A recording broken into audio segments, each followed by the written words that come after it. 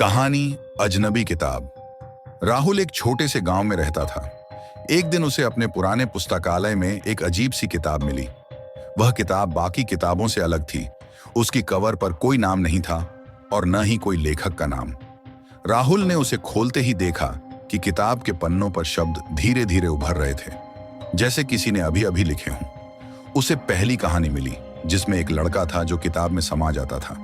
राहुल ने सोचा यह तो बस एक कल्पना है, लेकिन जैसे ही उसने अगला पन्ना पलटा, वह खुद को उसी किताब के अंदर पाया। उसकी आंखों के सामने वही लड़का था जो किताब की कहानी में था। वह लड़का राहुल से बोला, तुम भी अब यहीं हो और अब तुम्हें यहां से बाहर निकलने का रास्ता खुद ढूंढना होगा। राहुल घबराया हुआ था, लेकिन उसने हिम्मत जुटाई और किताब के बाकी पन्नों को पढ़ना शुरू किया। पन्ने पलटते ही रहस्य और उलझनें बढ़ने लगी।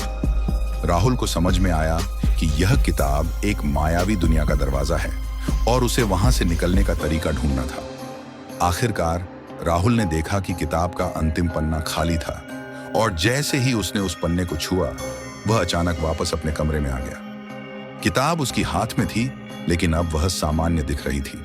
राहुल को यकीन नहीं हुआ, क्या वह सब सच था या बस एक सपना था।